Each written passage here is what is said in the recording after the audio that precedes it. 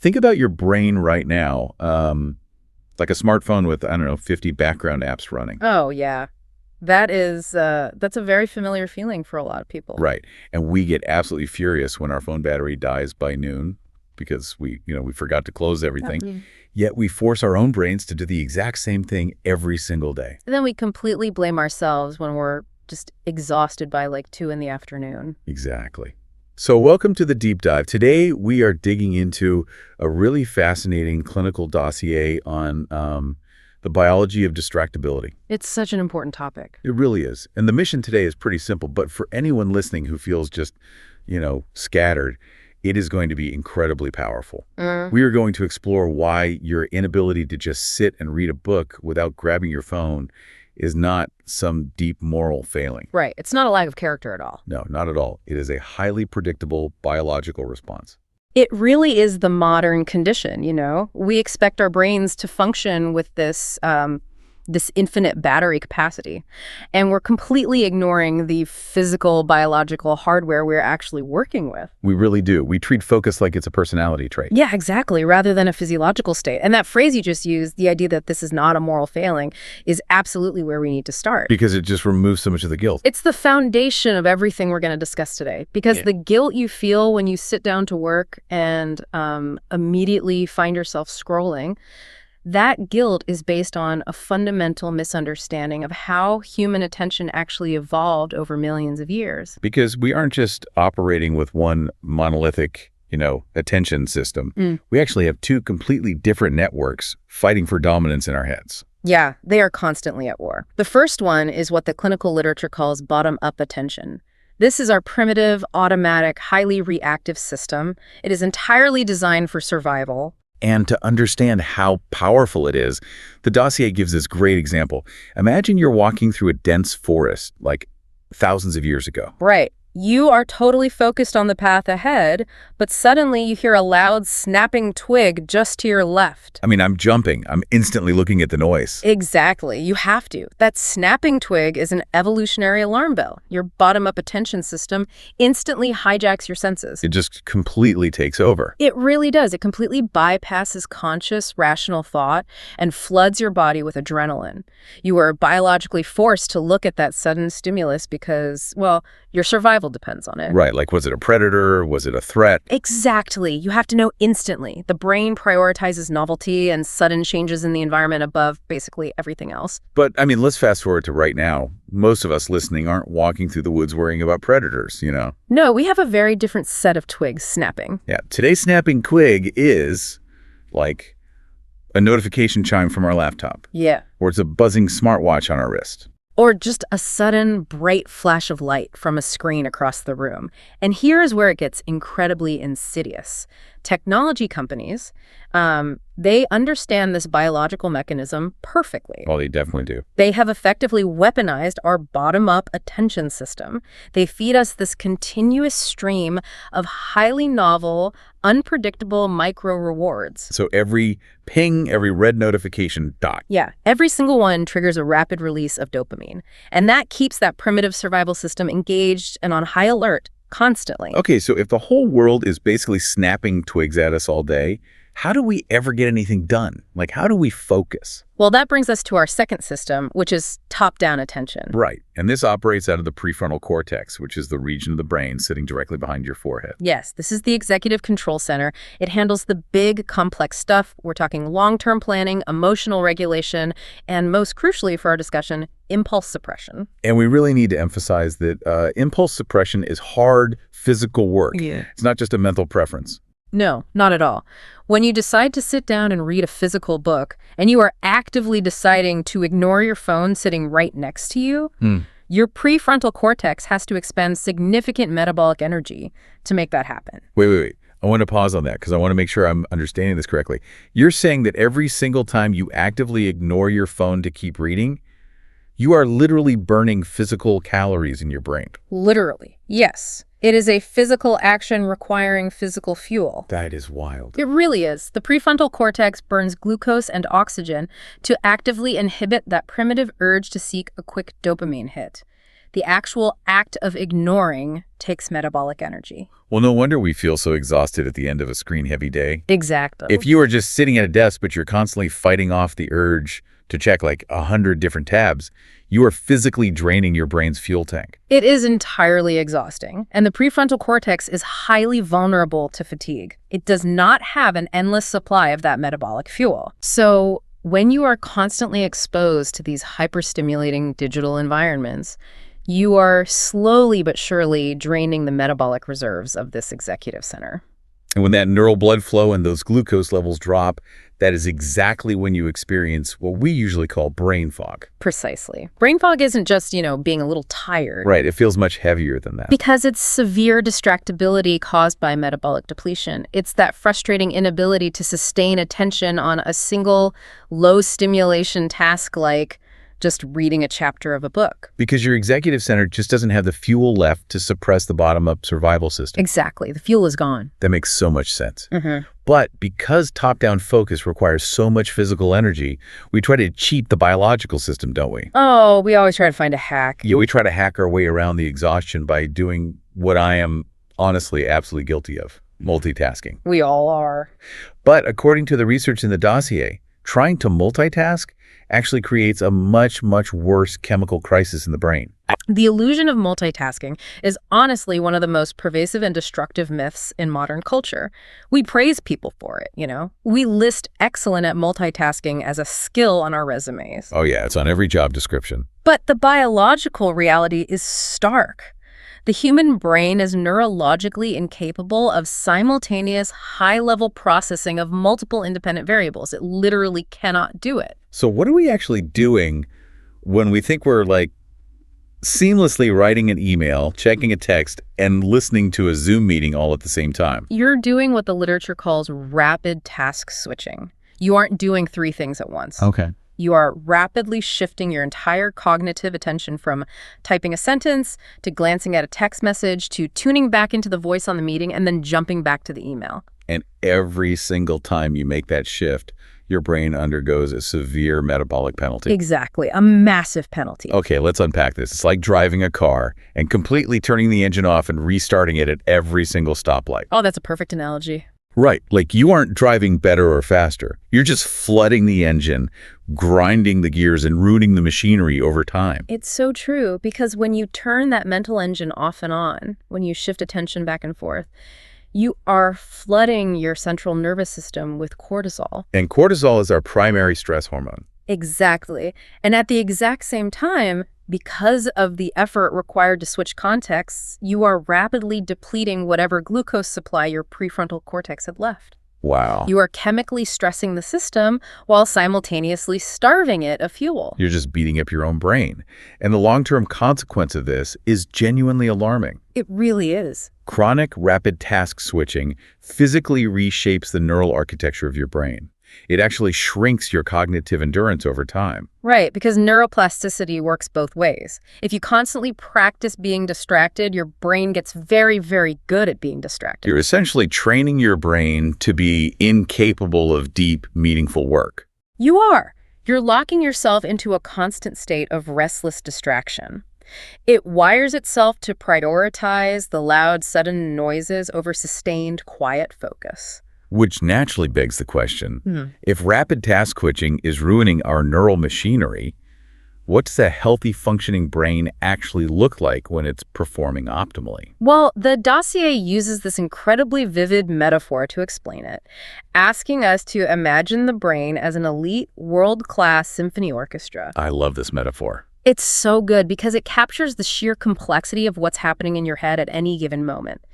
In this orchestra, you have hundreds of highly skilled, passionate musicians, and they are playing incredibly loud instruments. And these musicians represent all your sensory inputs, your shifting emotions, your primitive impulses, and every sudden environmental distraction around you. Yes. So without a conductor, it's not even that they're playing different songs, it's just noise. Right. The percussion section is just smashing cymbals because my phone buzzed, and the violins are playing the theme song of a TV show I watched last night.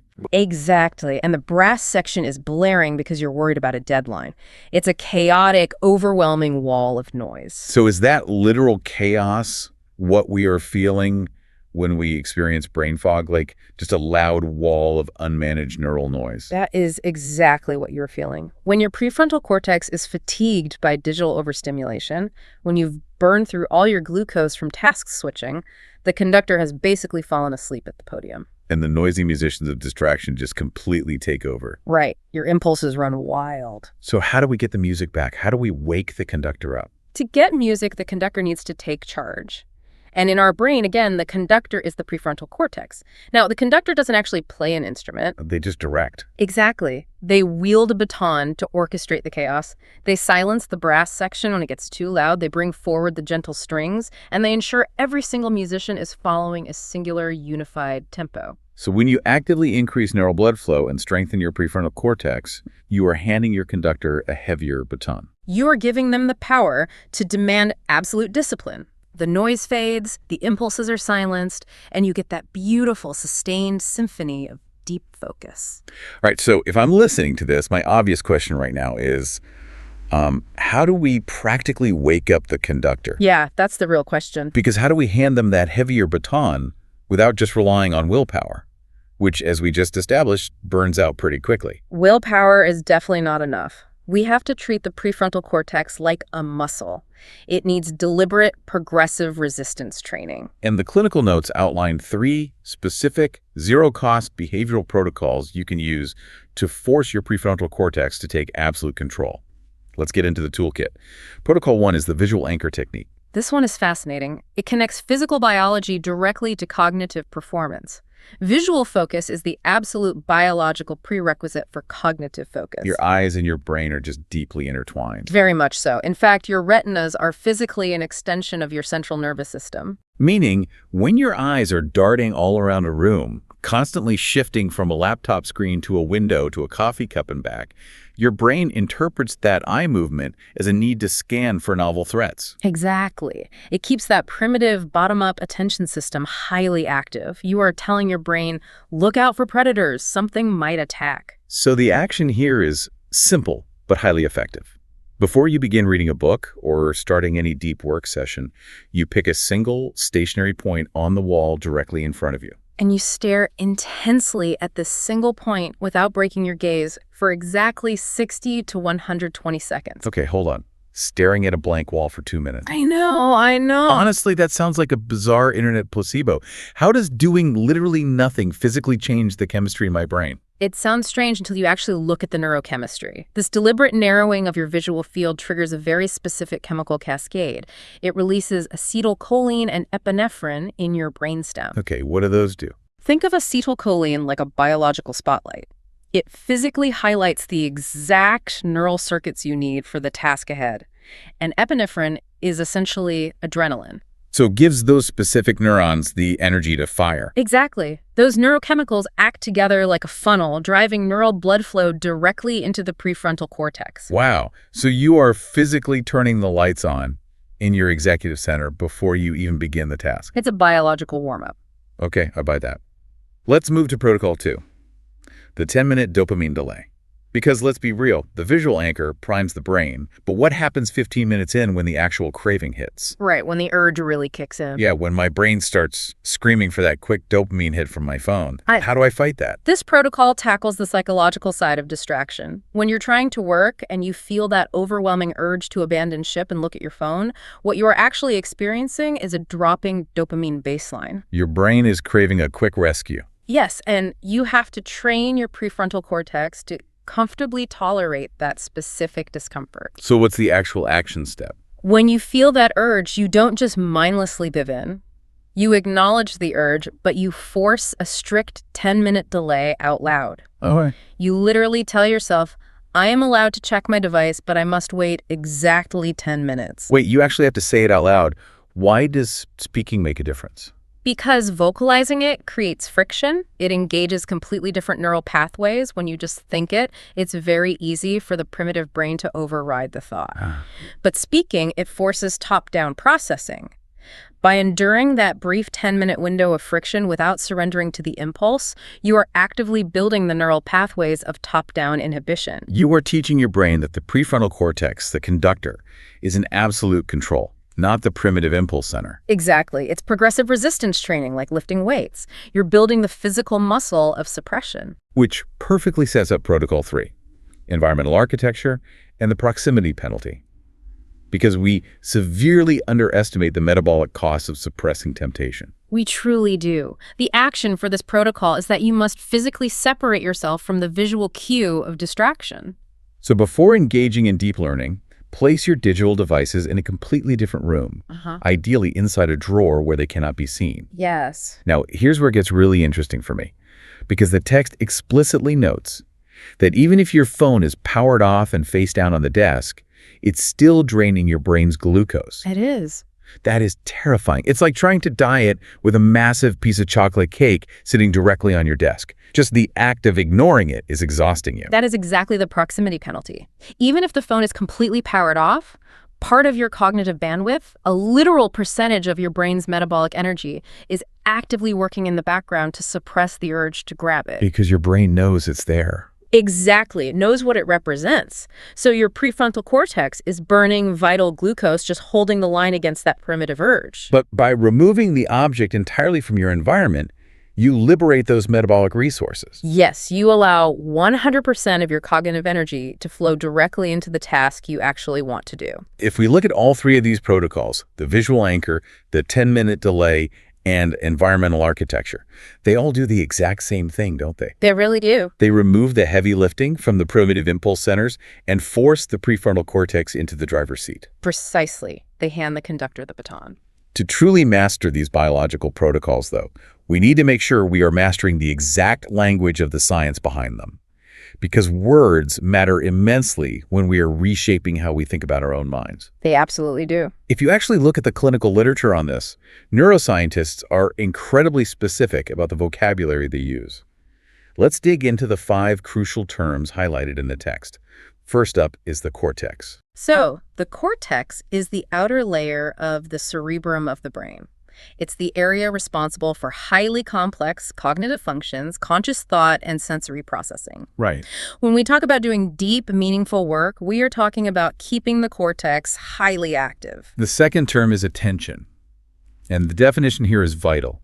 Attention is defined as the cognitive process of selectively concentrating on a discrete aspect of information while actively ignoring other perceivable information. And that active ignoring is the critical part.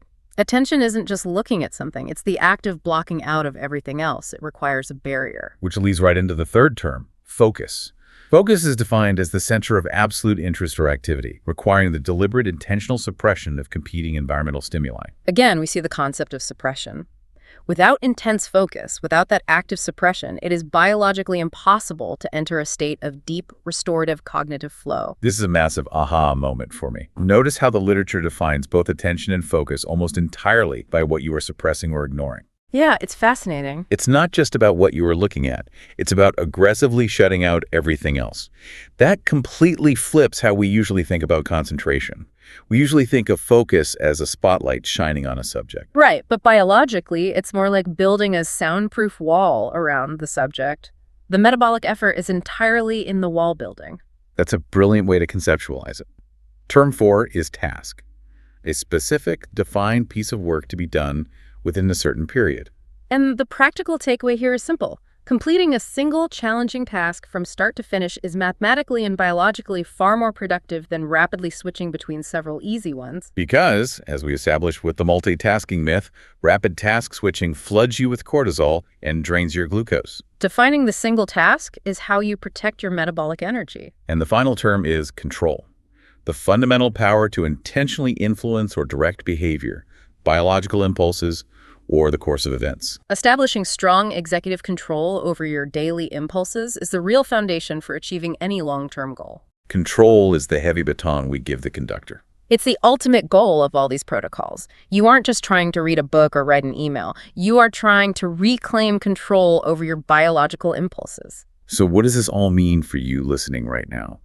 We've covered a whole lot of ground today. From primitive evolutionary alarms in the forest to the metabolic cost of a smartphone sitting quietly on your desk. We really have. The central thesis from this deep dive is undeniable. Your attention is the lens through which you experience reality. If you allow external forces, like endless notifications and hyper-stimulating feeds, to constantly fracture that lens, your life itself becomes fragmented. You lose the ability to see the big picture. Focus is not some genetic talent that some lucky people are just born with. Right. It is a biological skill. It's a muscle. And like any muscle, it must be forged through discipline, environmental design, and deliberate practice. You have to protect your prefrontal cortex. Use the visual anchor to prime your neurochemistry. Enforce the 10-minute delay out loud to build friction. Put the phone in another room to eliminate the proximity penalty. See what kind of reality you can build when your mind is fully 100% your own. But before we wrap up, there was one final lingering thought I want to leave you with. Okay. A question that builds on everything we've unpacked today, but pushes us into some new and frankly kind of heavy philosophical territory. I think I know where you are going with this, and it's a really vital question to ask. If focus is truly a biological skill that must be forged, and our attention is the literal lens of our reality, what happens to our collective reality when an entire generation loses the metabolic capacity to sustain attention? Yeah. Are we building a society where complex, deep systemic problems become completely unsolvable simply